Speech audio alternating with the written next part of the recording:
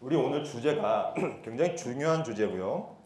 많은 사람들이 오해하거나 헷갈려하는 주제인데 특히 성화에 있어서 하나님의 주권과 인간의 책임은 어떠한 메커니즘으로 돌아가는가.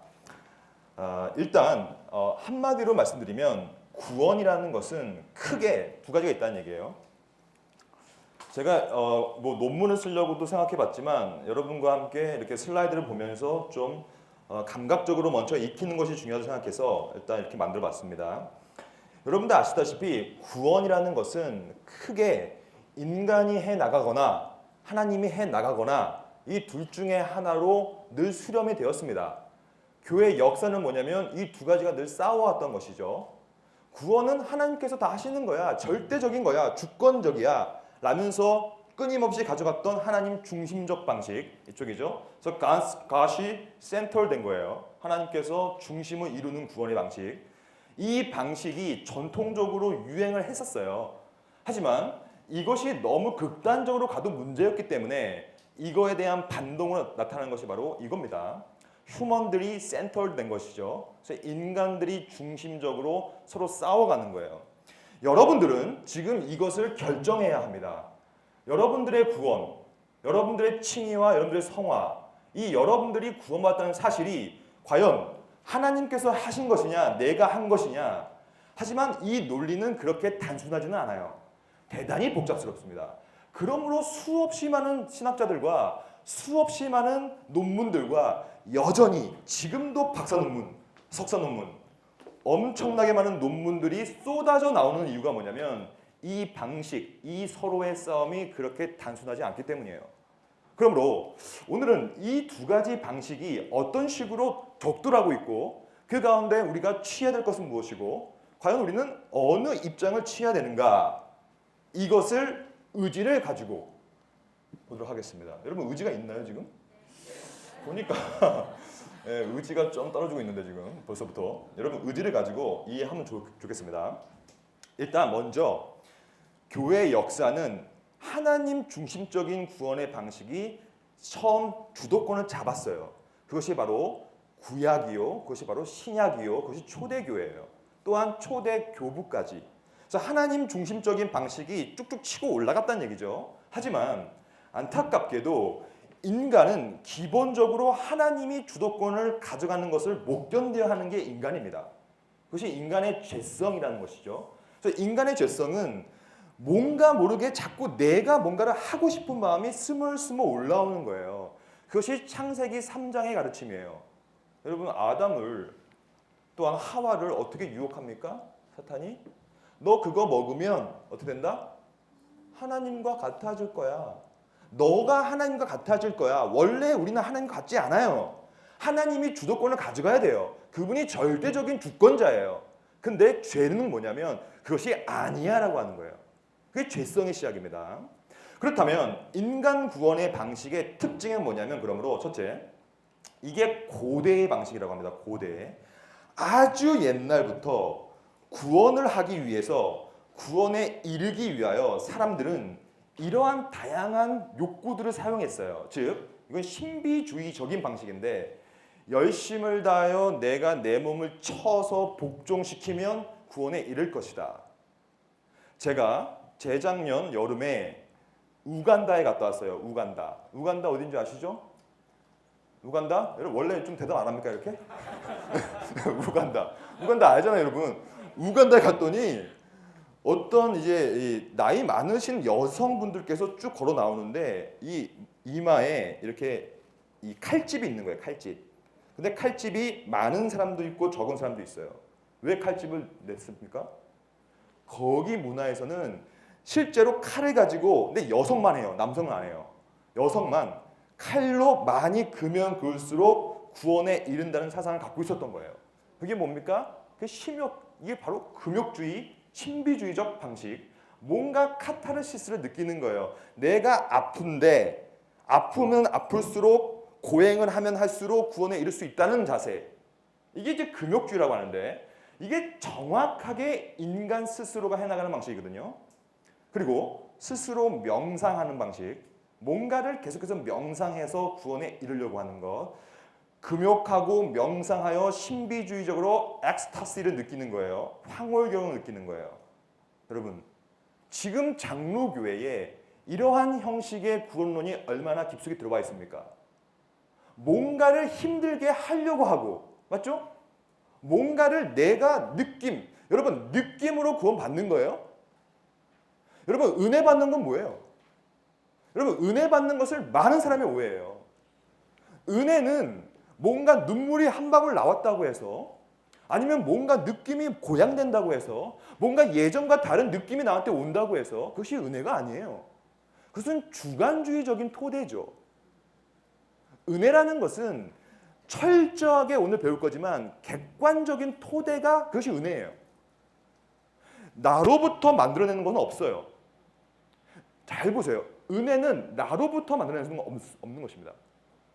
은혜는 누군가가 나한테 객관적으로 줘야만 그 은혜가 내 것이 주관화가 되는 것이지, 내가 뭔가 금욕해서 피를 흘려서 내가 뭔가 금욕하고 명상하고 황홀경에 빠짐으로 은혜를 받거나 구원에 이르는 것이 아니란 얘기예요. 여러분 찬양을 왜 합니까? 수련회 때 왜 감정을 고양시킵니까?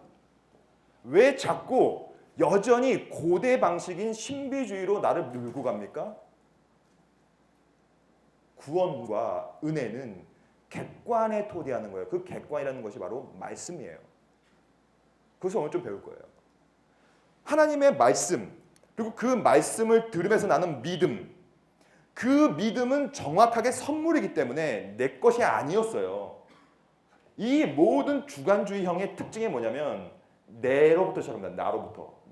내가 금욕하고 내가 명상하고 내가 황홀경에 빠지면 구원에 이를 수 있다. 이러한 고대 방식은 굉장히 고상한 형식으로 발전됩니다. 어떤 식으로 발전되냐면, 우리가 여러분 보니까 내일 이거 배울 것 같은데, 칼빈주의와 아르미스주의 아주 중요한 사상이에요. 이 사상은 여러분들이 한번 기회가 되시면, 지금 한 달 전에 제임스 패커 박사가 썼던 아르미스주의에 대한 책이 번역돼 나왔어요. 아주 얇아요. CLC에서 나온 거 한번 읽어보세요. 아르미니우스주의를 여러분 정확히 알아야 됩니다. 이 아르미니우스주의는 뭐냐면, 동시에 인간 스스로가, 이게 정말 중요한 표현이에요. 따라 읽어볼까요? 자유선택 의지. 자유선택 의지가 구원의 조건이 된다는 것이 아르미니우스주의의 핵심이에요. 무슨 말이냐면, 여러분들이 믿었기 때문에 구원받는 겁니까? 은혜를 받는데, 여러분 이신칭이 알잖아요. 믿음으로 구원 받는 거예요. 그럼 여러분들이 믿었기 때문에 받는 거예요? 믿었기 때문에 받으면 그것이 구원의 조건이에요. 내가 믿지 않으면 구원 못 받으니까. 여러분들은 믿음을 때문에 받는 것이 아니라 믿음을 통해서 받는 거예요. 그렇죠? 근데 아르미니우스주의 핵심이 뭐냐면, 믿음을 통한다는 말을 쓰지 않고 믿음 때문에라는 말을 쓰는 것이 아르미니우스주의예요. 내가 믿는 선택을, 의지를 갖고 했기 때문에 구원받는다. 반대로 말하면, 뭔가를 믿을 선택의 의지를 내가 갖지 않으면 나는 구원 못 받는다는 얘기예요. 즉 구원의 주도권은 인간한테 가는 거예요. 그렇죠? 이게 주관주의적 이 아주 위험한 사상이거든요. 근데 이 사상은 조금 더 발전됩니다. 16, 17세기 때 아르미니우스주의가 팽배해버렸고, 학론파의 후계를 통하여서 지금 도르트 신경 400중이잖아요. 그것이 바로 이 싸움이었어요. 과연 구원은 인간의 자유선택 의지로 하는 것이냐 아닌가로 싸웠던 것이죠. 근데 현대 사상 가운데서 더 교묘한 형식으로 인간 중심적 구원의 방식이 나타나요. 그것이 바로 신율법주의예요. 여러분 이 신율법주의는 제가 시간이 없으니까 다 설명 못 드리지만 핵심을 말씀드리면 이거예요. 예수님을 믿고 순종하는 것, 이거 해야 됩니까 안 해야 됩니까? 여러분 설교를 들으면 많이 들었을 거예요. 순종이 제사보다 낫다. 순종해야 됩니다. 예수를 따라가야 됩니다. 여러분 예수를 따라가기 때문에 구원받습니까? 어떻습니까? 예수를 순종하는 것 때문에 구원받는 거예요? 이 우선순위의 미묘한 메커니즘을 파악을 해야 돼요. 이게 핵심이기 때문이에요. 과연 구원은 어디서부터 오는가의 문제예요. 내 믿음 때문에 오는 것인가? 예수를 믿었기 때문에 구원받는 것인가? 예수를 순종했기 때문인가? 아닌가의 문제예요. 신율법주의는 이미 한국 교회에 깊숙한 곳으로 스며들었습니다. 뭔가를 봉사를 시키고 뭔가를 하고 뭔가를 하는 거에 의미를 부여해버렸어요. 그렇게 할 때 너는 천국에 갈 거야. 그렇게 할 때 뭘 받을 거야. 전부 다 신율법주의입니다. 이것을 바울은 저주받는 복음이라고 얘기했어요. 이건 이신신이가 아닙니다. 그렇죠? 이건 다 인간 중립적인 거예요. 니온 노미안이 됐든 아르미니우스주가 됐든 전부 다 인간이 뭔가의 구원의 방점을 찍는 구조란 말이에요. 근데 지금은 더 심해졌습니다. 근현대 방식은 이보다 더 심하게 변질되어 버렸어요. 지금은 이제 이런 거예요. 내가 이성적으로 판단했을 때 믿을만 한 것만 믿는 거예요. 합리적으로 파악했을 때 이거는 합리적으로 이해할 수 있겠네. 즉 예수 그리스도는 우리의 신앙관에 의하면 신성과 더불어 동시에 인성이 있는 완전한 하나님이고 완전한 인간이란 말이죠. 우리는 그렇게 믿죠. 근데 지금은 이 합리주의형 사람들은 그렇게 믿지 않아요. 무슨 예수님의 하나님의 아들이야. 그는 그냥 단순히 인간일 뿐이야. 그래서 그를 아주 위대한 인간으로서 우리는 그를 윤리적으로 도덕적으로 따라가면 되는 것이야. 또 말하죠. 따라가면 되는 것이야. 윤리적으로 따라가면 구원받는 것이야. 여러분 윤리적으로 따라가면 구원받습니까? 여전히 내가 하려고 하잖아요. 내가. 여러분들 한번 고민해 보세요. 여러분들 삶을 돌아보세요. 여러분들 신앙생활을 돌아보세요. 튤립 컨퍼런스에 참석했다고 해서 구원받습니까? 이 모든 사상은 전부 다 공로주의로 발전할 수밖에 없어요. 내가 뭔가를 했기 때문에, 내가 믿었기 때문에, 내가 결단했기 때문에 이제 이 사슬을 끊어야 돼요. 교회는. 여러분들 가치관에서 내가 구원에 뭔가가 촉구해야 된다는 그 방식은 끊어버려야 돼요. 그 사슬을. 왜 그러냐면 우리가 좀 이따 볼 거지만 우리 인간들은 우리 스스로 구원에 이를 수 있는 어느 하등의 신적인 능력과 선한 영적 능력이 없기 때문이에요. 제가 제일 좋아하는 신학자가 헤르만 바빙크라는 분이 있습니다. 제가 오늘 바빙크를 중심으로 좀 강의를 하려고 하는데요. 바빙크는 여러분들이 기회가 되시면 한번 읽어볼 필요가 있는 신학자입니다. 개혁 교의학이라는 책이 이미 나왔고 제가 최근에 번역을 끝냈던 계시 철학이라는 책이 이제 나올 거예요. 한번 읽어보시면 되게 좋을 것 같습니다. 특히 여러분들 같은 청년들은 계시 철학 같은 세계관적인 책을 읽어야 돼요. 제가 번역을 하면서 아주 좋았어요. 저도. 그만큼 바빙크는 좋은 신학자인데 이분이 뭐라고 얘기하는지 좀 볼까요? 이분이 이렇게 얘기해요. 이게 저는 핵심이라고 봅니다. 오늘 모든 강의 주제의 핵심이에요. 같이 한번 요 파란색만 읽겠습니다. 하나, 둘, 셋. 은혜는 모두 공로보다 앞선다. 이게 여러분 평생에 걸쳐서 여러분들 뇌리에 박아 넣어야 되는 명제입니다. 왜냐? 우리 인간의 죄성은 끊임없이 이 명제를 파괴시키려고 가는 거예요. 내 공로, 나의 결정, 나의 의지가 뭔가 은혜를 앞서려고 하는 것이 우리의 죄성이라는 거예요. 죄성. 이것을 어떻게 없앱니까? 이것을 계속해서 이해하고 묵상하여 내 삶의 방향성을 일로 돌려야 되는 것이죠. 은혜는 먼저 와요. 나로부터 시작되는 건 없다는 얘기입니다. 여러분 착각하면 안 돼요. 나로부터 시작되는 건 없어요. 구원에서.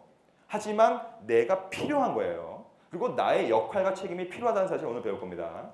하지만 우선순위는 언제나 은혜가 먼저예요. 은혜가 우리의 의지와 지정의를 예비합니다. 은혜가 우리 앞서로 가요. 은혜를 유효적으로 우리가 받을 때만이 가능하다는 얘기죠.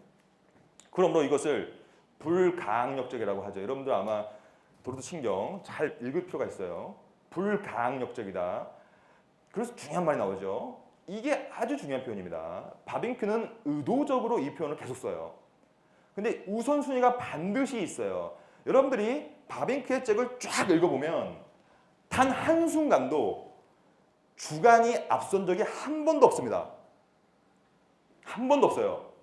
저는 바빙크를 전공했기 때문에 끊임없이 읽어봤어요. 없어요. 구원은 객관적으로 그리고 주관적으로, 즉 객관적으로 시작하여 주관에서 완성이 되는 것입니다. 여러분들이 필요해요. 여러분들의 의지와 여러분들의 선택과 여러분들의 결정이 필요해요. 필요하지만 그것이 우리를 이끌어가지 않아요. 객관이 주관 여러분들을 이끌어갑니다. 처음부터 끝까지. 구원 사역은 하나님의 은혜의 사역이요 오직 하나님의 은혜만이 역사합니다. 이거는 오해하지 마세요. 이거는 시작점에 대한 문제입니다. 시작점. 근데 여기서 좀 더 볼까요? 바빙크는 이렇게 얘기해요.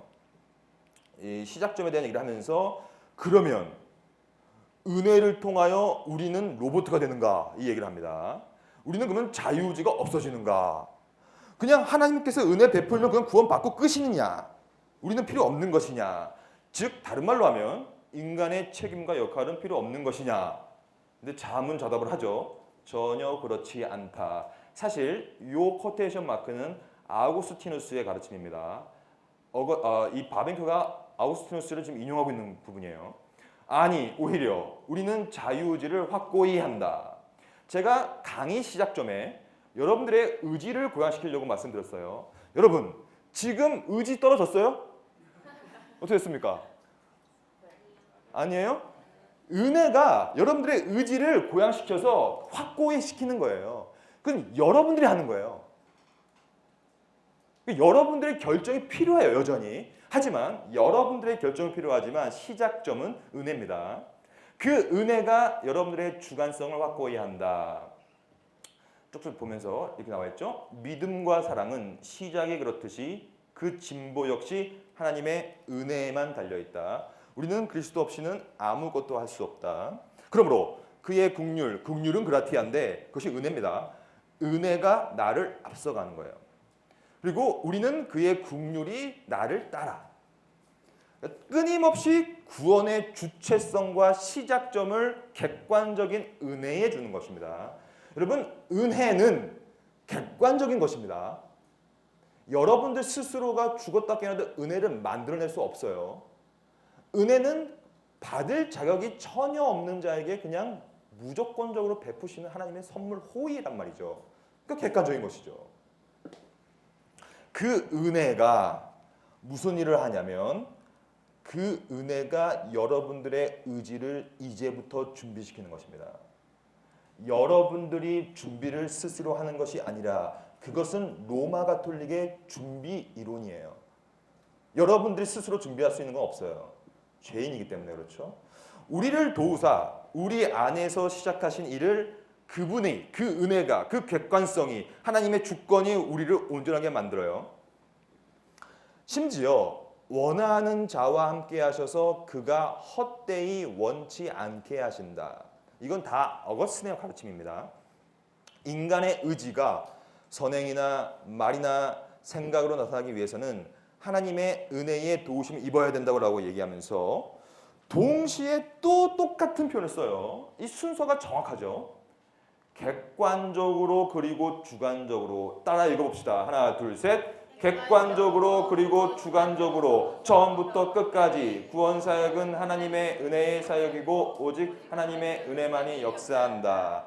이것을 잘못 오해하면 하이퍼 칼빈주의가 됩니다. 즉 모든 것은 하나님이 하시는구나. 나는 할 필요 없구나.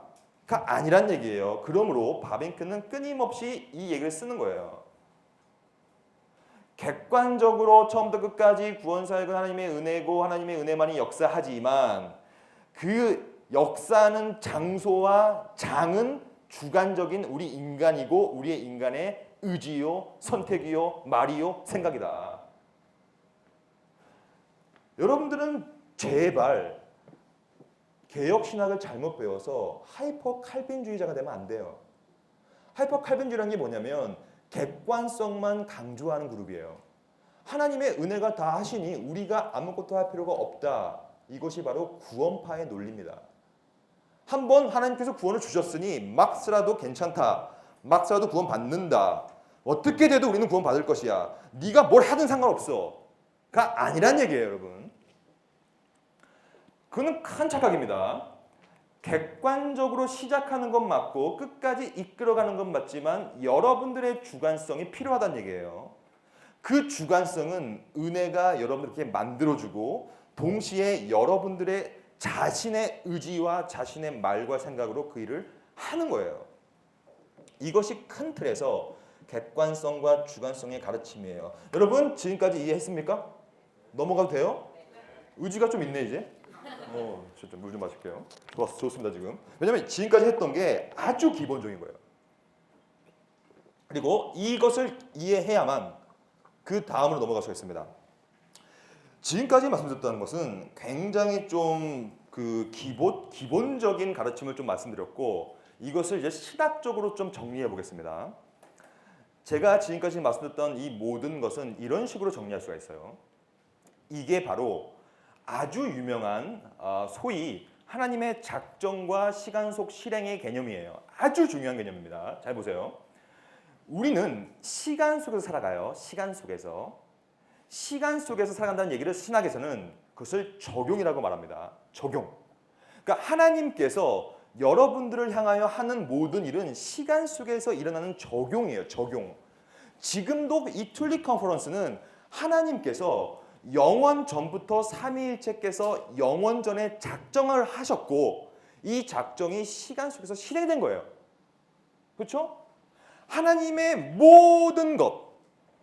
하나님은 이 지금 물이 이거 지금 이렇게 쓰러지는 이것까지 이거 하나님께서 이거 알아요 몰라요? 이거 작정했어요 안 했어요? 이거를 안 할 수가 없어요. 하나님은 이분은 전지하기 때문에 보세요. 이분의 전지성은 영원하고 그 영원성은 범주와 범위가 무한이에요. 모든 것을 다 작정합니다. 모든 것을. 이것이 하나님의 작정 밖에 외에 있는 것은 없다라는 개념이에요. 그러므로 이것을 구원에 적용시켜 보면 여러분들이 왜 구원을 받았냐면 여러분들이 구원받은 이유는 왜 받았어요? 이거에 의하면 여러분 큰 소리로 좀 해봅시다. 예? 예? 그렇죠? 좋아요. 지금 하나님의 영원 전에 이미 작정을 했기 때문에 구원을 받은 거예요. 근데 잘 보세요. 영원 전이라는 얘기는 여러분들이 태어나기 전입니다. 여러분들이 복중에 있기도 전에 태에 있기도 전이에요. 여러분들의 주관성은 없었던 것이죠. 맞죠? 완벽하게 100% 객관적인 것이죠. 이렇게 표현하는 거예요. 여러분들의 구원이 이 땅 속에서 적용되었다면 이것이 우리가 좀 이따 볼 구원의 서정으로 성령께서 적용하시는데 하나씩 그 적용이 있는 이유는 여러분들이 믿었기 때문도 아니요. 여러분들이 의지를 가졌기 때문도 아니요. 여러분들이 뭔가 행함을 했기 때문도 아니요. 그렇죠? 여러분들이 금욕을 해서 명상을 해서 엑스타시에 올라갔기 때문이 아니요.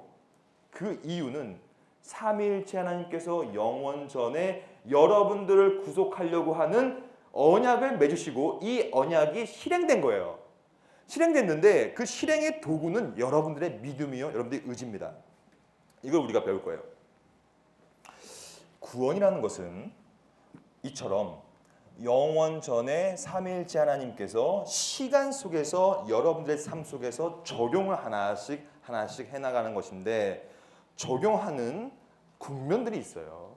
여러분 이것은 소위 구원의 순서라는 말을 쓰고 있는데 사실 기계적인 순서는 아닙니다.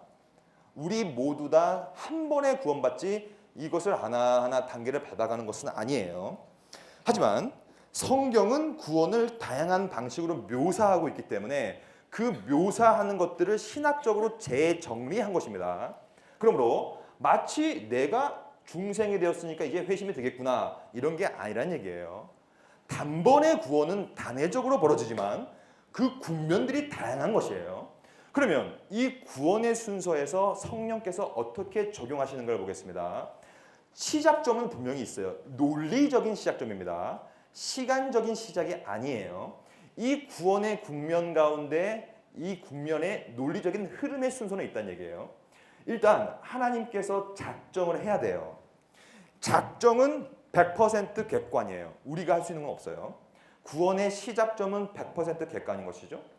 그 작정에 근거하여 그것을 우리는 제한 속죄라고 불러요. 제한적으로 작정. 우리가 어제 보니까 유기와 선택을 배웠는데 오늘인가요?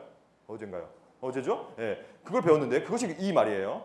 유기와 선택이라는 이중 예정이라는 작정을 하시고 제한 속죄 형식으로 부르는 거예요. 효과적으로 불러야만 구원의 시정으로 들어갑니다. 효과적으로 부르는 자에 한해서만 중생이라는 거듭남의 씨앗을 줘요. 이 씨앗은 내가 만들 수 있는 것이 아니에요. 성경에 보면 이것은 성령께서 하시는 일인데 성령은 바람과도 같아 어디로 오는지 어디로 가는지 모른다고 했어요. 즉 부르심과 중생과 거듭남은 인간이 할 수 있는 건 없어요. 전적으로 하나님께서 불러줘야 되고 우리를 거듭남의 중생의 씨앗을 심어줘야 됩니다. 하지만 여기서 끝나는 건 안 됩니다. 중생이 되면 어떤 일이 벌어지냐면 우리한테 중생의 결과, 열매인 믿음이 생겨요. 믿음이라는 선물이 어떻게 옵니다. 이 믿음은 반드시 회개를 동반해요. 회개. 여러분들 한번 고민해 보세요. 여러분들은 회개를 했던 기억이 언제입니까? 회개. 회심은 회개와 믿음이 반드시 동반되는 사건이에요. 예를 들면 베드로와를 하나님 그 그리스도께서 만나셨죠? 만나시고 나서 베드로야 저기 너머에 그물을 내려라. 내렸어요. 물고기 엄청 잡았죠? 엄청 잡은 것은 말씀에 순종하여 복음을 경험한 것이죠. 그래서 그 베드로가 어떻게 했어요? 물고기를 많이 잡은 베드로가 어떻게 했습니까? 어떤 행동을 취했습니까? 예수님한테 달려가서 엎드렸어요. 그래서 뭐라고 했냐면 주여 나는 죄인으로소이다. 나를 떠나소서. 나는 죄인으로소이다.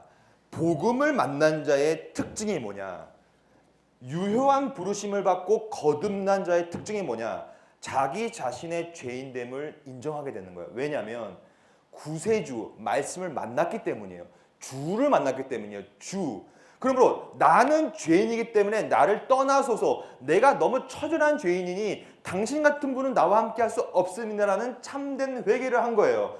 그 동시에 주여라는 가르침을 통하여 주여라는 부르심을 통하여 나는 그러므로 죄인이니까 당신을 믿겠습니다라는 것이 회심이에요. 이거는 여전히 하나님께서 그 회심의 은혜를 부어주는 거지만 동시에 여러분들이 회개해야 되고 여러분들이 믿어야 됩니다. 그렇게 의지를 이끌어가는 거예요. 시작점은 객관으로 시작됐지만 이제는 객관과 더불어 우리의 주관이 필요해요. 여러분들의 역할과 책임이 필요한 거예요. 여러분들이 회개를 해야 되는 것이죠. 여러분들이 복음을 만났다면 그 복음은 여러분들의 마음속에 나의 죄인됨을 인식하게 만들어줍니다. 그것이 중생이에요. 중생은 뭐냐면 다시 한번 우리의 시각을 열어주는 거예요. 평소에는 내가 괜찮다고 생각했는데 중생이 되고 거듭난 자는 이제 내가 얼마나 처절한 죄인인가를 느끼게 되는 거예요. 인지하게 되는 거예요. 그래서 나는 소망이 없으니 나는 누군가를 믿어야 되겠구나. 그 믿음은 내가 믿어야 되겠죠. 그 믿음으로 믿는 때 어떤 일이 벌어지냐면 칭의가 벌어집니다. 그 칭의는 믿음이라는 도구적 수단을 통하여 믿음 때문이 아니라 이 믿음을 통하여 일어나는데 그 믿음도 에베소서 2장 8절에 의하면 하나님이 주신 선물이다 라고 했죠.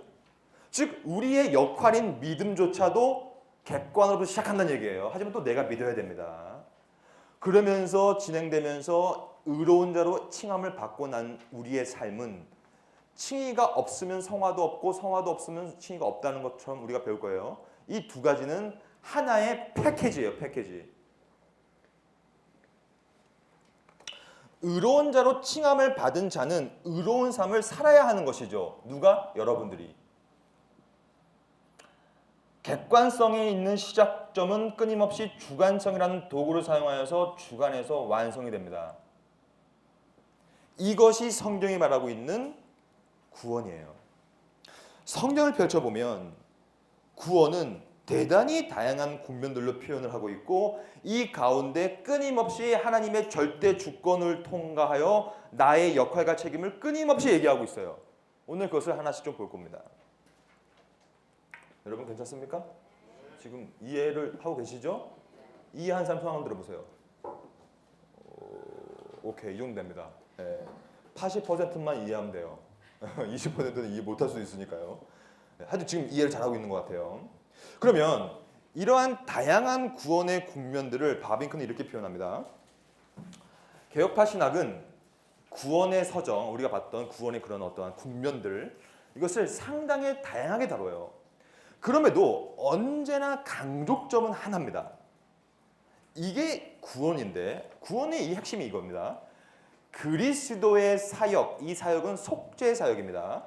그리스도의 속죄 사역은 내가 한 것이 아니에요. 그리스도께서 100% 하신 거예요. 그의 순종을 통하여 또한 모든 속죄 사역을 통하여서 내가 한 건 없습니다. 그것이 성령에 의해서 우리한테 적용되는 것인데 우리의 주관적인 믿음을 통과하여 적용됩니다. 완전하게 객관적인 그리스도의 사역, 그의 사역은 그의 100% 완벽한 의가 되었어요.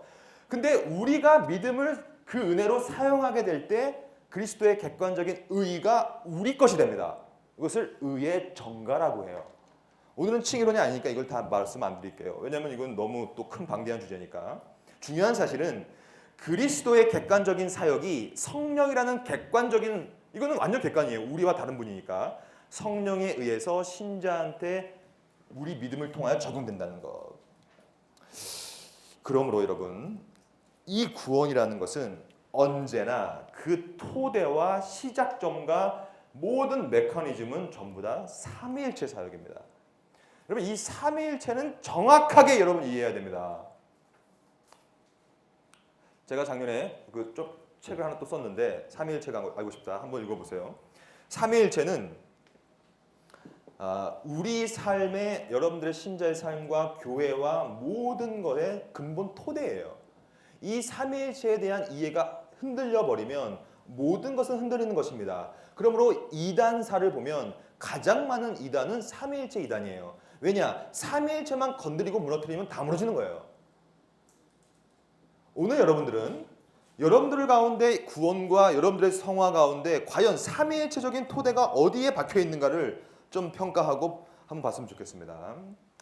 일단 우리가 이때까지 본 것처럼 성화가 되었다면, 즉 구원의 하나의 국면인 성화가 있다면 그 성화는 어떻게 벌어지냐면 먼저 성부, God the Father, 이분이 성부예요. 성부. 이 성부께서 영원전에 작정을 합니다. 이것을 에크 사역이라고 해요. 에크라는 것은 헬라어인데 from이야. from, 몸으로부터. 성부로부터 모든 법령과 작정이 벌어집니다. 이것을 한마디로 말씀드리면 이것은 뜻이에요. 뜻. 삼위일체 중에 제1위격인 성부는 뜻을 세우는 역할을 합니다.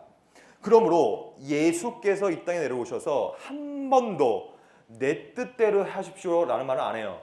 내 뜻대로 하지 마시고 아버지의 뜻대로 하세요. 나는 이 잔을 먹기 싫고 무섭지만 아버지의 뜻이라면 내가 먹겠습니다. 왜 그러냐면 삼위일체의 위격적 구별, 이게 굉장히 중요한 표현입니다. 여러분. 삼위일체 경륜의 위격적 구별. 삼위일체는 성부, 성자, 성령이 각 위격마다 하는 역할이 달라요. 경륜이라는 표현은 역할이라는 뜻이에요. 역할. 역할과 살림살이라는 뜻이에요. 살림살이. 경제 용어죠, 사실. 이코노미컬한 거니까.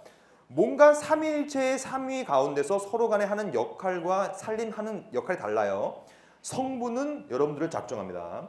그리고 이분의 작정은 언제나 via, through, Jesus Christ를 통하여서, 예수를 통하여서 실행을 됩니다. 그래서 이분을 실행자라고 부르죠. 실행자.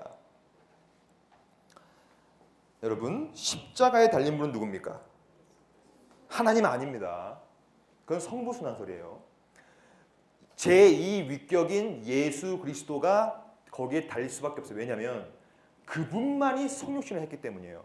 그분만이 몸을 갖고 있기 때문이에요. 그 몸을 가진 이유가 뭐냐면 이분이 실행자이기 때문이에요. 모든 것은 마찬가지입니다. 여러분 창조는 누구로 말미암아 됐습니까? 여러분 창조는 로고스 대신 말씀으로 말미암아 된 것이 요한복음 1장의 가르침이에요. 왜냐하면 만물은 그로 말미암아 그를 통하여 through 그분이 실행자이기 때문이에요. 예수를 통하여 이분 객관이죠. 이분 객관이에요. 이분은 우리가 다른 분이니까. 근데 그것이 어떤 식으로 벌어지냐면 성령 N 안에서 아까 말씀드렸던 적용과 완성이 됩니다. 성삼위 하나님께서 각각의 역할을 통하여서 우리의 모든 구원을 이룩해 주시는 것이죠. 이 툴리 컨퍼런스도 마찬가지예요. 이 툴리 컨퍼런스는 이미 성부 하나님께서 영원 전부터 작정했다고 좀 믿어요. 그 작정이 없었다면 이 세상 속에서 실행이 안 되니까. 그러면 이 실행은 어떻게 되냐? 우리 모두가 그리스도를 통하여 그를 믿음을 통하여 신자가 됐기 때문에 여기 앉아 있는 거 아닙니까? 신자가 아니면 여기 왜 앉아 있겠어요? 그 다음에 이 안에는 이것을 개혁신학에서는 성령의 동행, 성령의 내주 이렇게 얘기합니다. 성령께서 지금도 이 자리에 내주하고 계시는데 여러분 성령은 왜 내주하고 계실까요? 제가 오늘 강의를 시작하기 전에 기도를 했어요. 그 기도 마지막 기도가 뭐였는지 기억나세요? 기억을 하지 못할 거에 제 모든 걸 다 겁니다. 네. 왜냐하면 그 기도를 기억할 수가 없어요. 하지만 제가 말씀드릴게요. 어떤 기도였냐면 이 자리에 성령께서 오셔서 조명하셔서 말씀을 깨닫게 해주십시오라는 기도를 했어요. 이 자리에 여러분들이 만약에 제가 말씀드리고 있는 뭐라도 깨달았다면 그것은 성령께서 깨닫게 만들어준 거예요. 성령은 뭐 하시는 분이냐면 그리스도께서 승천하시기 전에 내가 이제 보혜사 성령 파라클레이스토스 요 성령 세 번째 위격 내가 그를 보낼 것인데 그의 이름을 뭐라 그랬어요? 그는 진리의 영이다. 진리는 뭐예요? 진리는 러거스예요. 말씀이에요. 말씀. 진리는 예수 그리스도 그 말씀이에요. 그 말씀의 영이 와서 뭐라고 했냐면 이제는 그 보혜사 성령이 내가 가르치고 내가 행하고 내가 했던 모든 것들을 어떻게 하리라? 생각나고 기억하고 그것을 깨닫게 하여 주리라.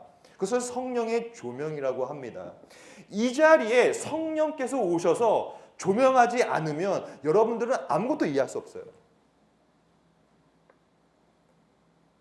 이 툴리 컨퍼런스 여러분 말씀의 잔치가 일어나고 교리를 배우고 있는데 이 가운데 성령이 없다면 이거 이해할 수가 없어요. 왜냐하면 성령은 언제나 적용하시고 완성하는 사역을 하기 때문이에요. 우리 안에서 일을 하시는 거예요. 그러므로 여러분 구원은 뭐냐면 구원을 신학적으로 표현하면 구원은 그리스도의 사역에 근거해 성령 하나님께서 신자 각 개개인들한테 그 구원의 유익을 적용하는 거예요. 이 정의 가운데 인간의 주관성은 없어요. 시작점에 대한 문제고 객관적인 토대에 대한 문제입니다. 그럼 이것을 조금 더 우리가 살펴보면 이렇게 볼 수가 있겠어요. 이것이 우리가 평생 동안 붙잡아야 될 건전한 방향성입니다. 제가 지금까지 말씀드렸던 모든 내용은 전부 다 이쪽을 얘기하고 있는 것입니다. 여러분들이 구원받았다면 성화를 하고 싶다면 그 성화의 토대는 객관적 토대여야 합니다. 신학에서는 객관과 주관을 어떻게 표현하냐면 객관은 우리 밖에서라는 뜻이에요. 그것이 신학에서는 우리 밖에서. 그러니까 모든 토대는 우리 밖에서 벌어집니다. 하지만 주관은 뭐냐면 우리 안에서예요. 그 내 안에서 그 토대가 적용되는 것이죠. 그래서 objective하고 subjective한 파운데이션과 어플리케이션을 잘 평가하고 여러분들의 삶을 살아가면서 이 두 가지의 방향성을 늘 염두한 채 살아야 돼요. 과연 내가 하고 있는 이 일이 교회의 활동이 나의 결정과 이 모든 것들이 객관적인 토대에 있는가 아니면 주관적으로 그냥 하고 있는가의 문제. 제가 볼 때는 여러분들은 아마 교회에서 그래도 꽤 좀 잘 나가는 교회 오빠나 교회 언니 누나나 뭐 이렇겠죠? 왜냐면 그러니까 여기 와서 우리가 같이 공부하고 있으니까요. 여러분들 우리 같은 지도자들은 특별히 이 방향성을 아주 깊이 있게 묵상해야 됩니다. 누가 하는 것이냐, 나로부터 시작된 것이냐, 내 밖에서부터 시작된 것이냐의 문제예요. 결국에는 이 모든 것은 은혜라는 것으로 간추려집니다. 이 단어는 공로 없이 얻은 하나님의 호의, 그로부터, 이 그는 내가 아니에요. 그리스도와 하나님으로부터 솟아나는 많은 유익들, 은혜의 선물. 근데 이게 객관적인 토대고요. 그 다음 문장이 주관적 적용의 문제입니다. 여기서 우리는 성령께서 인간에게 주관적으로, 주관은 내 아니니까 내적인 것이죠. 익스터널한 거와 인터널한 거예요. 나누어 주시는 그들의 구원과 가장 긴밀하게 연결되는 은혜의 선물들을 논한다. 이 바빙크의 이 패러그래프를 정리하면 이거와 똑같습니다. 은혜로 시작하지만 성령께서 우리 삶 속에서 그 일을 해나가신다. 또한 내가 그 일을 또 해나가야 된다. 그리스도가 먼저 하나님께 대한 우리의 관계를 회복시키고 그 후에, 이 먼저 그 후에라는 시간적인 논리적인 순서들을 여러분 꼭 기억해야 되며 구원론에서는 특히 중요합니다. 그러므로 우리가 중간 결론을 내려보면 이 모든 구원은, 그것이 말하고 있는 성경은 언제나 성령의 고유한 사역을 인정. 왜냐하면 삼위일체 중에 세 번째 유격인 성령께서 적용 사역을 하기 때문이에요. 그것을 인정하면서 온전히 삼위일체, 삼위일체는 객관적인 토대입니다. 우리 밖에 있는 것이 삼위일체이기 때문에 그렇죠. 그리스도가 우리를 위해 얻으신 것은 그 자체로 완전해요. 근데 완전하지만 그것이 우리한테 적용되거나 적용되지 않거나 우리가 그 일을 믿지 않으면 아무런 일이 벌어지지 않아요. 이것이 주관적인 적용의 뜻이에요. 즉 객관적이지만 반드시 우리에게 그리고 우리 안에 적용되어야 된다. 그 적용은 여러분들이 의지고 여러분들의 결과고 여러분들의 행동이요 생각입니다.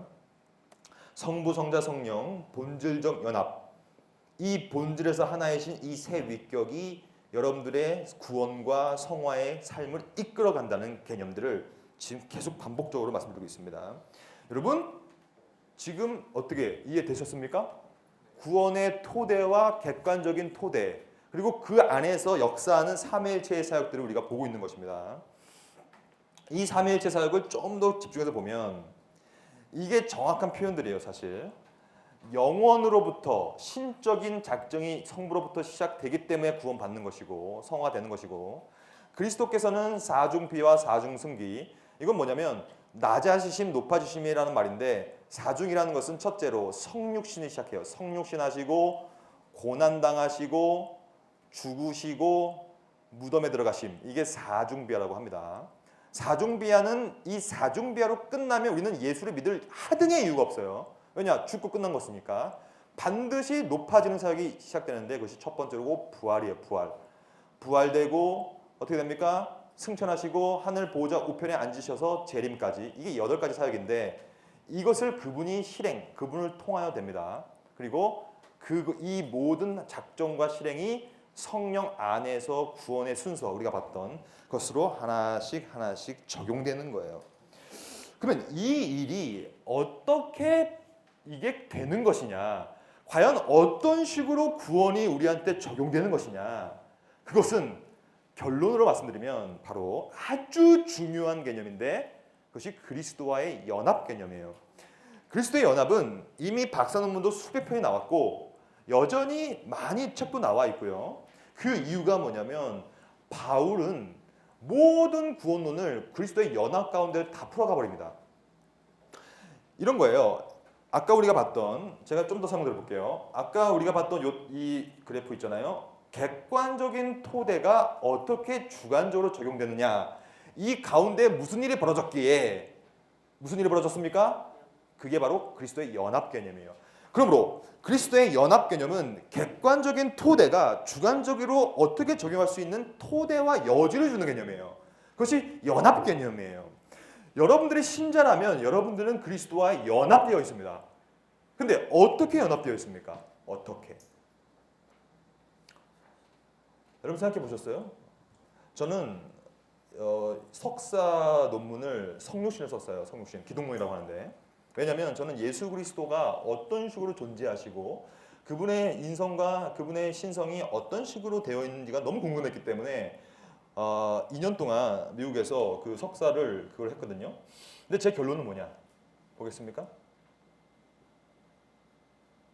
보겠어요? 연합인데 그 연합이 어떤 식으로 되는지에 대한 고민을 했죠. 결국에 제 결론은 알 수 없다. 알 수 없다. 그러니까 어떤 식으로 연합되고, 왜 그러냐면 예수 그리스도께서는 현재 인성이 계시고 신성이 계세요. 그렇죠? 그분의 인성은 부활체를 입고 그분의 신성과 연합하여 지금 계신단 말이죠. 근데 그분의 신성은 무소부재 편재예요. 하나님이기 때문에 어디든 다 계세요. 지금도 계세요. 여기 다 계십니다. 편재하기 때문에 신성은. 근데 그분의 인성은 여전히 우리와 똑같은 인성이므로 또한 부활체지만 우리와 똑같은 인간을 통하여 부활했기 때문에 인성을 통하여, 그러므로 그분은 보좌 우편에 앉아 계실 거란 말이죠. 그러면 그분의 보좌 우편에 앉아 계심과 그분의 편재하심이 어떻게 충돌되지 않고 동시에 존재할 수 있으며, 우리 같은 죄인과 그분의 부활체를 입은 그리스도와 어떻게 우리가 연합할 수 있으며, 더 놀라운 사실은 그리스도는 지금 삼위일체 중에 두 번째 위격이에요. 그러면 그리스도의 두 번째 위격인 그분과 우리가 어떻게 연합할 수가 있는 거예요, 도대체? 여러분 지금 아무도 놀라고 있지 않은데 이건 정말 놀라운 일이잖아요. 그리스도와 연합됐다는 얘기는 우리가 삼위일체 하나님의 두 번째 위격과 연합되어 있는 거예요. 그러면 그분은 하나의 위격인데 그분은 동시에 하나의 본질이에요. 그럼 우리는 하나님과 같이 연합되어 있는 것입니까? 뭐 어떻게 된 거예요 도대체? 이거는요 지금도 수없이 많은 연구가 되어 있고 별 개념으로 다 풀고 있지만 저는 저는 부정합니다. 그 신화 개념이 되었든 뭐가 됐든 속성 교류가 되었든 그건 다 잘못됐다고 저는 생각하고, 결국에는 성경은 뭐라고 얘기하고 있는가? 우리가 객관적인 토대가 주관적인 적용을 할 수 있는 이유는 그리스도께서 우리와 연합되어 있고 우리는 그리스도와 함께 살기 때문인데, 성경은 계속해서 이렇게 얘기하고 있어요. 그리스도 예수 안에서 N 나오죠. N 이스스가 나오는 거예요. 그리스도 예수 안에서 너희에게 주신 하나님의 은혜로 말미암아, 이 하나님은 성부로 말합니다. 성부께서 우리의 은혜를 어떻게 주시냐면 그리스도 예수 안에서 줘요. 그를 통하여도 나오지만 N도 많이 나옵니다. 이게 연합 개념이거든요. 우리는 그가 만드신 바라 그리스도 예수 안에서, 이 선한 일이 구원이에요. 구원을 받는 자는 그리스도 예수와의 연합 가운데서만 받을 수 있어요. 왜냐? 믿음을 통하여 의롭다고 인정을 받는 경우에 양자의 영을 받기 때문에 그 양자의 영이 성령이에요. 성령을 통하여 우리는 그리스도와 연합되어지고 그 일을 성부께서 작정하사, 아까 우리가 배웠던 영원전 작정, 그 가운데 행하게 하십니다. 그리스도의 연합이죠. 또한 찬송하리로다 하나님 곧 그리스도 예수 그리스도의 아버지께서, 성부께서 예수 안에서 연합 가운데서 하늘에 속한 모든 복, 그것이 구원입니다. 그러니까 기본적으로 바울 서신은 끊임없이 구원을 얘기할 때 그리스도 안, 그 연합 개념을 사용해서 얘기하고 있는데 이 메커니즘을 알 수가 없어요. 그러니까 저는 이 그리스도의 연합의 메커니즘은 크게 두 가지예요. 첫째는 영적인 거예요. 영적인 것. 이건 철저하게 영적인 것입니다. 육적인 것이 아니에요. 우리는 그리스도와 영적으로 연합되어 있는데 이것이 성경의 가르침이에요. 볼까요? 만일 너희 속에 하나님의 영, 이 영이 성령이죠, 거하시면 너희가 이제는 더 이상 육신에 있지 아니하고 영에 있나니 누구든지 그리스도의 영이 없으면 그리스도의 사람이 아니니라. 그러므로 객관적인 삼위일체의 작정과 그의 사역이 그리스도라는 양자의 영을 통한 그리스도의 사역을 통하여 연합되어 가므로 우리가 그 안에서 같이 적용되는 사역을 영적으로 연합되어 있는 상태, 현재 여러분의 상태죠. 근데 이 영적인 연합도 이 합리적으로 이성적으로 표현할 길이 없어요. 도저히 어떻게 이해할 수가 없어요. 그러므로 성경은 이것을 이렇게 얘기합니다. 저는 이 말이 정확한 표현이라고 봐요. 그래서 이 모든 연합과 구원은 굉장히 신비로운 것입니다. 구원은 여러분 사사로이 이성적으로 풀면 망하는 것입니다. 이 비밀은 만세와 만대로부터 감춰졌던 것인데 이제는 그의 성도에 나타났어요. 이 비밀이 그리스도예요. 그리스도는 원래 감춰졌던 것이었는데 모든들한테 성육신에서 나타났고 그들로 하여금 이 비밀의 영광이 이방인 가운데 이 이방인은 여러분을 말합니다. 저와 여러분들 이방인이었어요. 원래 본질상 진노자로 태어나니까 우리 가운데서 이 비밀이 얼마나 풍성한지 알게 하려 하심이라.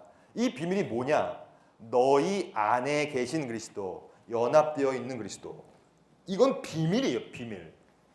저는 저희 기본적인 신학적 입장은 뭐냐면 모든 신학적 주제를 아주 날카롭게 해부하자는 주의가 아니에요. 저는 오히려 우리의 이성의 유한함과 우리의 죄성과 타락함을 인지하고 하나님께서 성경을 통하여 계시해 주시는 것을 이해할 뿐이지 그것을 뛰어넘어서 그 비밀과 그 모든 신비까지도 파헤쳐가는 것은 옳지 않다는 개념이 아주 중요한 개념입니다.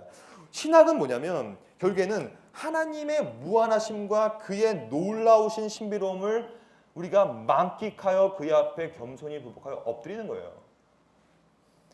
신학이 너무나 지나치게 이 신비를 파헤치고 있습니다. 알 수가 없어요. 저는 기독론을 공부하면 할수록 저는 신학교에서도 기독론을 계속 강의하고 있는데 제가 늘 기독론을 마지막 종강 시간에 외치는 건 뭐냐면 정말로 신비다.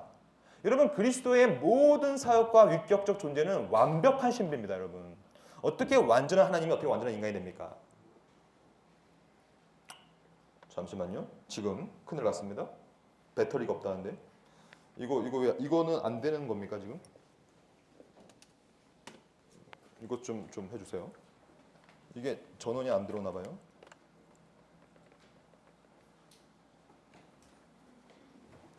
요걸로 연결했어요 제가.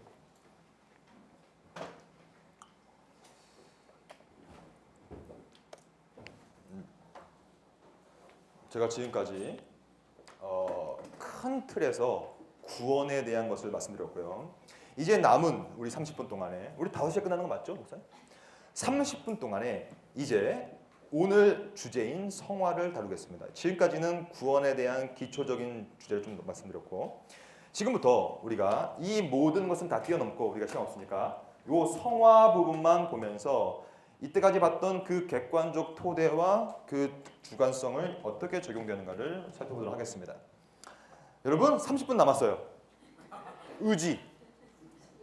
의지를 여러분 지금 잘하고 있어요. 지금 아주 잘하고 있고 제가 볼 때 거의 다 이해하고 계신 것 같습니다. 잘 보세요. 이제 이 성화론을 한번 우리가 살펴보도록 하겠습니다. 많은 사람들이 성화를 얘기할 때 오해를 했어요. 어떤 오해냐면 처음은 하나님께서 선택해 주시고 불러주시고 뭐 믿음을 주시니까 이건 다 하나님께서 먼저 해 주시는 거고 일단 양자가 되면 입양이 되면 우리는 이제 성화를 내가 이제 해 나가야 된다. 그러면서 성화는 다른 순서와 다르게 내가 하는 거구나라고 많은 사람들이 오해해 왔고 교회 역사는 이 오해가 점철되는 역사였죠. 하여튼 성화는 인간이 한 땀 한 땀 해 나가는 거지 이렇게 생각했다는 것이죠.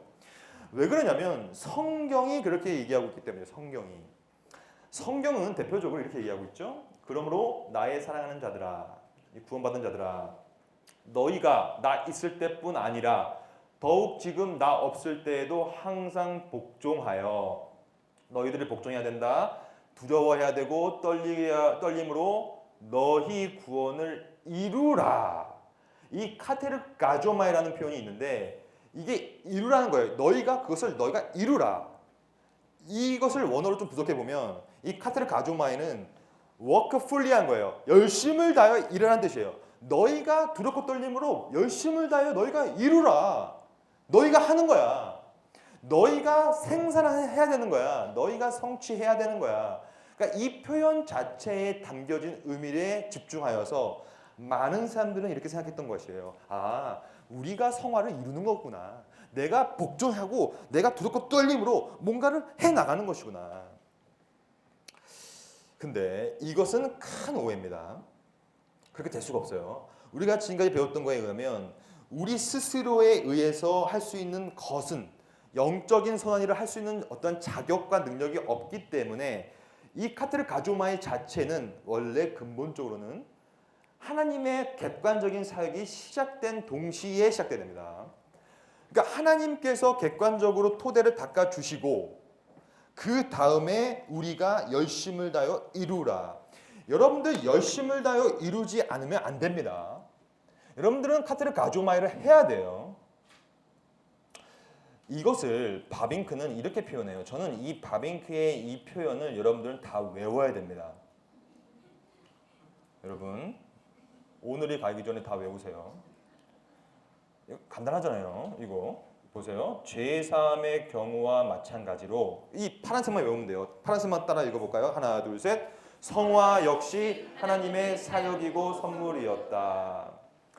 이 성화는 늘 고민해 볼 필요가 있어요. 이거는 하나님께서 나를 통해서 하나님의 사역 그리고 선물이다. 하지만 우리가 좀 이따 볼 거지만 여전히 우리의 역할은 필요해요. 그러니까 이 카테르 가주마이를 잘못 오해한 사람들은 이것을 다시 한번 묵상해 볼 필요가 있어요. 성화는 누구의 시작점인가? 성화는 무엇보다도 하나님의 역사, 그리스도와 성령의 역사, 우리가 배웠던 것이죠. 삼위일체의 사역이다. 삼위일체께서 주체성을 가지고 그 일을 해 나가시는 것이다. 그러면서 이 성부, 성자, 성령께서 각각 어떠한 식으로 역사하시는가를 좀 보겠습니다. 성경은 끊임없이 삼위일체가 주체를 갖고 성화의 사역을 해 나간다는 말을 해요. 일단 성부는 이렇게 얘기하죠. 너희 안에서 착한 일을 시작하신 이분은 성부를 말합니다. 성부. 성경에 보면 다른 위격이 나올 때는 다른 위격과 동시에 나오는 신성인 존재는 전부 다 성부로 지칭합니다. 거의. 왜냐하면 성령은 성령이라고 지칭해버리니까. 여기서 말하는 이 시작하신 이는 성부예요. 성부. 성부께서 우리 안에서 착한 일은 칼뱅에 의하면 회심이라고 얘기했어요. 회심이 구원이기 때문에 구원을 시작하신 이예요. 성부께서. 그러니까 구원이 있다는 얘기는 성화가 있다는 얘기는 성부께서 그 일을 시작했기 때문이다. 그리고 그 시작은 예수의 날 재림 때까지 쭉 가서 그것이 완성될 것이야. 구원의 완성인 영화까지 갈 것이야. 평강의 하나님, 이것도 성부로 말합니다. 왜냐하면 다른 위격이 또 나오니까. 이 평강의 하나님은 성부예요. 성부. 성부께서 친히 너희를 온전히 거룩하게 하시고, 대부분의 이 바울 서신은 성령과 성화를 연결시켜요. 근데 이 독특하게 여기 살전을 보면 평강의 성부의 하나님과 거룩한 이 성화를 연결시키고 있습니다. 평강의 하나님이 너희를 온전히 거룩하게 하실 것이다. 또한 너희의 온 영과 혼과 몸. 여러분 이 영과 혼과 몸은 전인을 말하는 겁니다. 전인. 3분설이 아니에요. 영과 혼은 같은 겁니다. 영혼이에요. 우리는 영혼과 몸이 있는 거예요. 우리의 전인이 예수께서 강림, 재림이죠. 재림할 때까지 점진적 성화를 이끌어 간다는 개념이에요. 이게. 누가? 성부께서. 지금 계속해서 말씀드립니다. 이거는 성화의 시작점을 말씀드리는 거예요. 시작점. 그러니까 객관적인 토대에 대한 얘기입니다. 주관적 적용은 좀 이따 보는 거예요. 우리가. 예수님은 뭐 하시냐 이때. 예수님은 너희는 성부로부터 나요. 왜냐하면 성부로부터 작정이 벌어지기 때문이에요. 성부로부터 나서 그리스도 예수 안에 연합 가운데 있고 예수는 하나님으로부터 나와서 영원 출생. 우리가 여러분 샤말칠 3일째 때 나오죠. 우리에게 뭘 주냐면 이분이 지혜는 말씀이에요. 말씀. 러거스 대신 말씀 예수죠. 예수와 그의 의로움과 그의 거룩함이 그리스도와의 연합 가운데 있다는 얘기죠. 그러니까 이 모든 것은 예수를 통하여 일어납니다.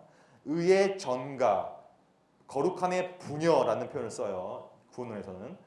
그러니까 의의 전가와 거룩함의 분여를 통하여서 우리가 칭의와 성화라는 열매를 맺게 되는 것이죠. 연합 가운데 있을 때. 그것은 그리스도의 사역을 통해서 그렇게 됩니다. 이 뜻을 따라서 왜 그게 가능하냐면 예수 그리스도의 사역 때문에 그것이 가능해요. 여기서 정확히 말하고 있어요. 이 히브리서는 완전하게 예수의 속죄 사역을 정확하게 말하고 있는데 몸을 단번에 들이심으로 말미암아 이 예수 그리스도의 실행 속죄 사역과 성화를 연결시키는 독특한 본문입니다. 이 본문은 예수 그리스도께서 속죄하심으로 말미암아 우리는 뭘 얻냐면 거룩함을 얻어요. 성화를 얻어요. 뭐 지혜를 얻는 것도 아니요, 의로움을 얻는 것도 아니요, 거룩함을 얘기하고 있어요. 왜냐? 히브리서는 기본적으로 속죄, 유대인 속죄의 히브리 문화 가운데 있기 때문에 끊임없이 속죄론과 성화를 연결시키고 있고 그 가운데 반드시 예수라는 제2 위격이 들어갑니다. 히브리서 또 나와요. 히브리서 13장에 보면 예수는 자기 피, 속죄 사역을 말하는 것이죠. 즉 순종에 의하면 이것은 수동적 순종을 말하는 것이에요. 자기 자신의 피로서 어떻게 하냐면 예수의 속죄 사역과 성화 사역을 또 연결시키는 독특한 표현이에요. 예수께서 피로써 디악, 모모를 통하여 백성을 거룩하게 만드는 것이죠. 그러므로 제가 또 강조드리지만 여러분들은 이 객관적인 토대를 끊임없이 가져가기 위해서 제가 계속 반복하고 있는 것입니다. 칭의는 물론 성화 역시 순전히 은혜의 선물이다. 이 두 가지 경우 모두에게서 여러분을 주어진 유익은 뭐냐면 그리스도와의 연합. 그리스도와의 연합 자체가 가장 큰 선물이요 유익입니다. 여러분들 불평불만 하면 안 돼요. 신자들은 이 놀라운 구원의 유익을 선물을 이미 받았기 때문에 값없이 범사에 감사해야 될 당위성 있는 사람들이에요. 물론 제가 말씀드리는 이 불평과 불만은 우리가 살아가면서 할 수 있겠죠. 하지만 불평불만이 올라올 때마다 우리는 그리스도와의 연합의 유익을 한번 고민해 봐야 돼요. 이것이 가장 중요한 선물이기 때문이죠. 다시 말해 이 칭의에 의해서 그리스도의 의가 우리의 의가 됩니다. 정가 때문에 그렇게 된 것입니다. 그러면 성화에 의해서 그가 친히 그의 성령으로 우리 안에 거하세요. 이것이 그리스도의 연합과 성령의 내주하심이에요. 이것을 통하여 우리를 새롭게 만드는 거예요. 성화가 되는 거예요. 이렇게 통하여.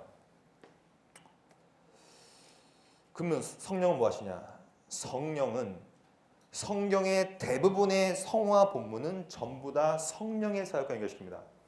왜냐? 우리가 배웠다시피 그분 안에서 적용되고 완성되기 때문이에요. 성경은 끊임없이 성령의 위격과 성화를 연결시키는데 주께서 사랑하시는 형제들아 우리가 항상 너희에 관하여 마땅히 하나님께 감사할 것은 하나님이 처음부터 택하사 너희를 성령에 거룩하게 하심. 이 성령의 거룩하게, 이 성화 사역이죠. 이건 칭의 사역이고 칭의와 성화는 그러므로 같이 가는 것입니다. 반드시. 좀 이따 볼 거예요. 또 나오죠. 성부는 작정을 해요. 이 베드로 전서가 이 기가 막힌 본문이죠. 이 1장 2절이. 삼위일체 정확한 삼위일체 본문. 성부께서 작정하심을 따라 성령은 거룩하게 성화하시고 예수 그리스도는 속죄 사역에 실행을 하셔서 우리가 구원을 받았으니 그것이 은혜와 평강이다. 지금까지는 끊임없이 객관적인 토대를 말씀드렸어요. 여기서 끝나면 여러분들은 구원파가 됩니다. 하이퍼 칼빈주의로 멈춰버릴 수밖에 없어요. 과연 성화는 그러면 하나님께서 다 하시는 것이냐? 그냥 삼위일체가 다 끝내버리는 것이냐? 그냥 우리는 로봇이냐? 우리는 마스터 퍼핏이냐? 그냥 막 이렇게 움직이면 그냥 가는 것이냐? 그것이 아니라는 것입니다. 지금까지 제가 많은 시간과 분량을 써서 끊임없이 성화의 객관적인 토대를 강조했지만 이제부터 우리가 해야 될 것이 성경은 더 많이 나와요. 더 많이. 인간의 역할이 얼마나 중요한지에 대해서 성경은 끊임없이 반복합니다. 그러므로 형제들아, 이 그러므로는 역접이 아니라 순접이에요. 너희가 삼위일체 하나님을 통하여서 구원을 받은 너희들아, 이제 너희들은 더욱 힘을 써야 된다. 너희가 해야 된다. 이제 너희 부르심, 그 부르심은 너가 부른 게 아니라 객관적인 부르심인데 그 택하심도 성부의 작정인데 이제 그것을 너희가 힘써서 너희가 굳게 하라. 너희가 그것을 행해라. 여러분들 로봇가 아니라는 것이죠. 이제는 그 객관적인 토대에 있는 우리들은 이제 우리한테 하나님께서는 요구하세요. 의무를 부어주세요.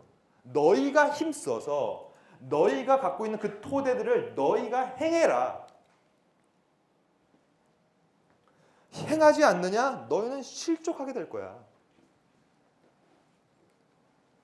이것은 착각하지 마세요. 이거는 우리 스스로 하는 것이 아닙니다. 그것은 아르민스주의요, 신율법주의요, 소신이아닙니다. 이것은 하나님이 신자들에게 소원을 두고 행하는 거예요. 즉 객관적인 토대를 또 말씀드리고 있는 것이죠. 근데 놀라운 것이 사실은 우리가 또 열심을 다하여 우리의 영과 혼과 몸을 끊임없이 지킴으로써 카테르 가조마이 해야 된다는 얘기예요. 우리가 그것을 이루라는 것이죠. 잘못된 개혁신학을 배우면 무책임한 사람이 됩니다. 뭐 하나님이 다 하시는 거네, 은혜네, 우리는 가만히 있어도 되겠네가 아니라는 얘기입니다. 그러므로 여러분들은 평생에 걸쳐서 이 균형을 잡아야 돼요. 이거는 여러분들의 가치관을 이렇게 설정해야 돼요. 아예 못을 박아야 돼요. 과연 내가 하고 있는 이 생각과 나의 결정과 나의 봉사와 나의 행동이 과연 어디서부터 오는 것이냐, 객관이냐 주관이냐, 나는 지금 어느 토대를 갖고 하는 것이냐. 여러분들은 언제나 그러므로 신령한 것으로 하는 거예요.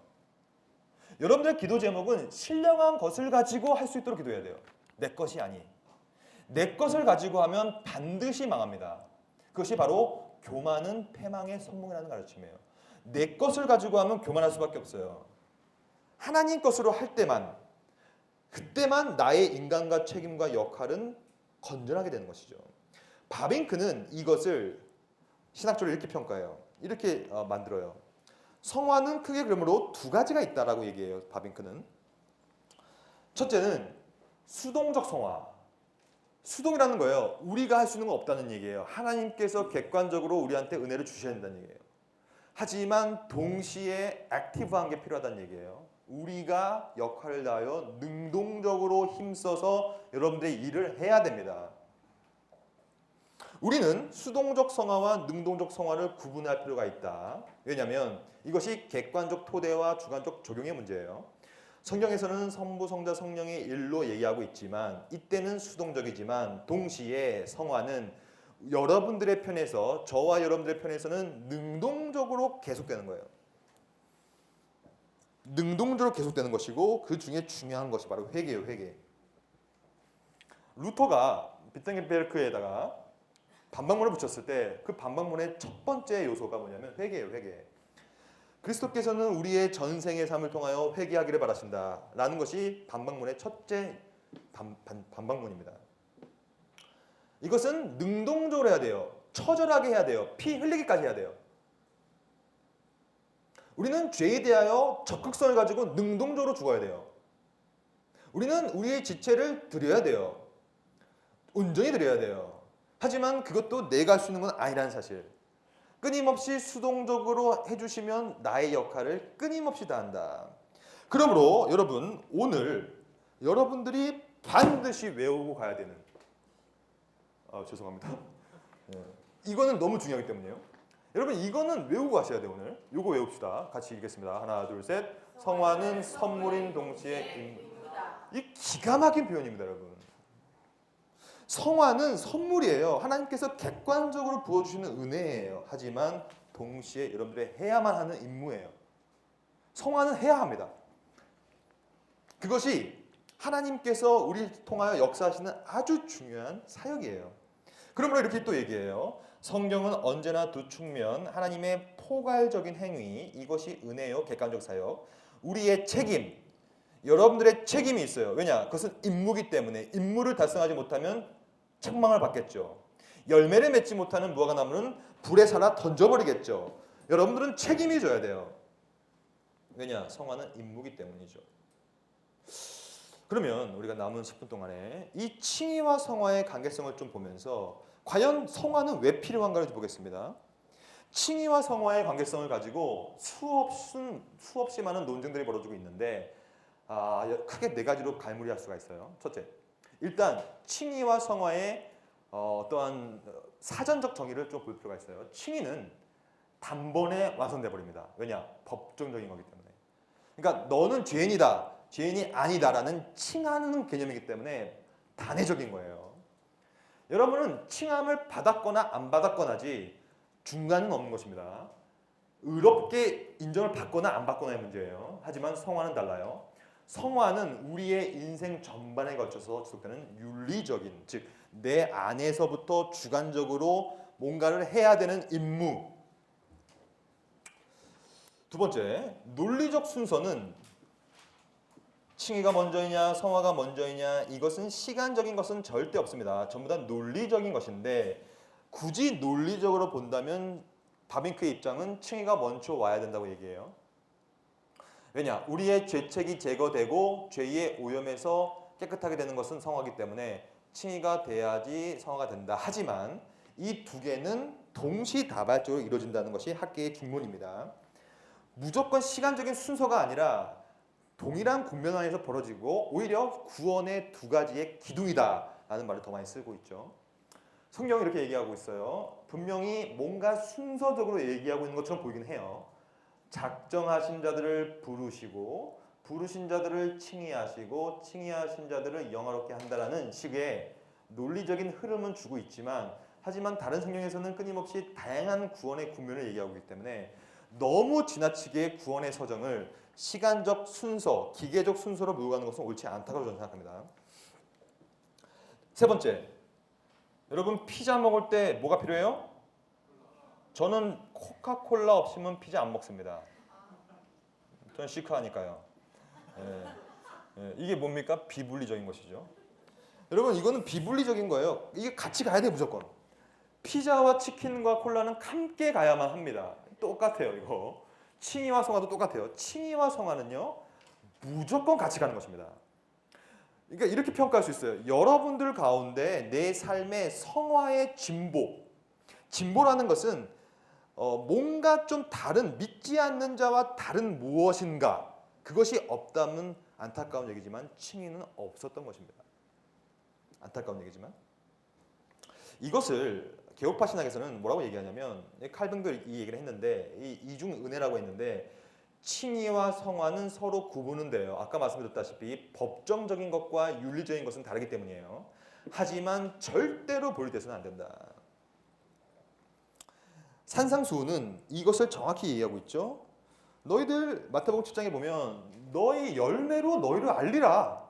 열매가 없어? 성화가 없어? 너희는 이미 칭의는 없었던 거야. 야고보서는 이거에 완전 집중해버렸죠. 너희들 행함이 없는 믿음은 죽은 믿음이다. 그리스도가 죽기까지 복종하신 것은 총체적 구속. 언제나 총체적인 것입니다. 성화만 있을 수 없어요. 칭의만 있을 수도 없어요. 모든 구원은 아까 말씀드렸던 그 구원의 어떠한 서정 가운데서 이 윌리엄 펑키스라는 청교도는 이것을 황금 사슬이다. 완전 사슬이에요, 사슬. 같이 가는 거예요, 이렇게. 그 중에 하나라도 없을 수가 없어요. 왜냐? 죄의 법적 권세로부터 구속이 되면 죄의 도덕적 지배로부터 해방을 받는 거기 때문에 칭의와 성화는 함께 가는 것이다. 근데 이것은 내가 하는 것이 아니요 우리가 지금까지 봤던 성령께서 이끄시는 것이다. Holy Spirit driven work 하는 것이다. 이 성령의 사역에 대해서 우리 한국교회가 다시 한번 정립을 할 필요가 있습니다. 성령은 은사만 주시고 이런 게 아닙니다. 그건 1차적인 사역이 아니에요. 성령의 사역은 말씀을 조명하는 사역이에요. 그 말씀을 조명하는 것이 말씀을 들어야만 로마서 10장 17절에 의하면 그 들음으로 믿음이 나는 거예요. 그 믿음을 통하여서만이 구원을 이르게 되기 때문에 성령께서 이끄시는 사역 이것이 바로 칭의와 성화의 결론이죠. 칭의와 성화는 성령의 권능과 사역 안에서 하나가 된다. 여러분들 가운데 삶 가운데 칭의와 성화는 반드시 나타나야 됩니다. 이 성령은 이것은 임무예요, 임무. 그리스도가 자신의 사역을 하도록 그를 굴비시켰어요. 그의 잉태부터 승천까지 그를 인도합니다. 그 성령께서 교회를 믿어가요. 그 교회가 여러분이에요. 여러분들이 교회입니다. 예수가 제자들에게 약속하고 교회에 부어주신 그 성령은 확신을 주시는 양자의 영일 뿐만 아니라 즉 칭의의 영일 뿐만 아니라 성화의 영이기도 하다. 성령은 신자들 안에서 내주하시고 그들은 성령 안에서 살고 행한다. 여러분들 가운데 지금 고민이 될 거예요. 아, 저는 좀 예수를 믿은 지 오래됐는데 삶이 좀 변화가 안 되고 있는데요. 성화가 좀 안 되고 있는데요. 자꾸 죄를 짓게 되는데요. 여러분 왜 그런지 아십니까? 왜 내 삶에 성화가 없는지 아십니까? 왜 그것이 자꾸 진보가 일어나지 않고 자꾸 떨어지는 줄 아십니까? 그 이유는 성령께서 성령의 내주 사역이 여러분들 가운데 약하게 나타나기 때문이에요. 성령은 늘 말씀을 조명하는 사역이에요. 말씀이 여러분들을 변화시키는 것입니다. 여러분들은 아닌데요? 저는 말씀을 오랫동안 들어봤는데요. 근데 안 되는데요? 잘못된 말씀을 들었거나 제대로 이해하지 못했거나. 저는 여전히 그 말씀의 능력을 믿어요. 말씀이라는 그 지혜의 말씀을 우리가 조명을 받는다면 그 말씀은 우리를 믿음을 이끌어낼 수밖에 없어요. 그리고 그 믿음은 참된 믿음이기 때문에 죽어있는 믿음이 아니기 때문에 행함이 나올 수밖에 없어요. 그것이 무엇이 됐든. 여러분들이 해야 될 건 뭔지 아십니까? 여러분들은 말씀이 강론되는 그 자리에 나와 앉아 있어야 합니다. 그것이 여러분들이 해야 될 가장 중요한 임무예요. 여러분들이 때때로는 연약하기 때문에 말씀을 드리면서 좋을 수도 있어요. 때때로 마음밭이 좀 죄 때문에 흔들리기 때문에 말씀이 튕겨나갈 수도 있어요. 하지만 그 자리에 앉아 있어야 돼요. 언젠가는 그 말씀이 들어갈 수 있기 때문에. 그거밖에 성화의 길을 닦아갈 수밖에 그 이해는 없다는 얘기죠. 성경은 이렇게 얘기합니다. 너희 몸은 너희가 하나님께로부터 받은 바 너희 가운데 계신 성령의 전인 줄 알지 못하느냐. 여러분들의 몸은 여러분들의 전인은 여러분들의 것이 아닙니다. 이것은 성령께서 성부의 작정을 여러분들을 통하여 이룩하기 위하여 성령께서 말씀을 조명하시고 여러분들한테 성화의 길을 떠나게 만들어 주시고 여러분들을 끊임없이 이끌어가 주시면서 여러분들의 의지를 새롭게 만들어 주는 것이죠. 그때 비로소 여러분들은 여러분의 역할을 다하게 되는 것이에요. 우리는 이 균형을 잡아야 합니다. 여러분들의 삶과 마음속에 있는 온갖 형태의 신비주의적인 사상, 주관적인 사상, 슐라요 마허의 망령, 즉 감정적으로 뭔가를 하고자 하는 마음들, 또한 아르미스주의적인 자신의 믿음 때문에 행함 때문에 무엇인가를 하려고 하는 마음들, 또한 신율법주의적인 내가 그리스도에 순종했기 때문에 뭔가를 하고자 하는 마음들, 그것이 곧 우리한테 구원의 조건이 되느냐 안 되느냐를 고민하는 것들, 이런 것들이 끊임없이 여러분들 가운데 있어야 돼요. 여러분들의 삶과 신앙생활이 과연 하나님의 은혜로부터 오는 것이냐 말씀으로부터 오는 것이냐 아니면 그냥 나로부터 시작되는 것이냐의 문제. 이 문제는 여러분들의 평생의 삶에 거쳐서 하나님의 절대 주권과 인간의 책임 사이에서의 균형은 맞추고 추구하는 것이 신앙생활입니다. 신앙생활은 이 두 가지 사이에서 끊임없이 묵상하고 고민하는 것이 신앙생활이에요. 고민하지 않으면 그건 바보입니다, 여러분. 그 바보의 결말은 끔찍합니다. 언제나 하나님의 절대 주권의 우선성을 이해하시고 그 다음에 내가 해야 될 역할들을 끊임없이 고민하는 것, 그것이 바로 오늘 주제의 결론입니다. 수고하셨습니다.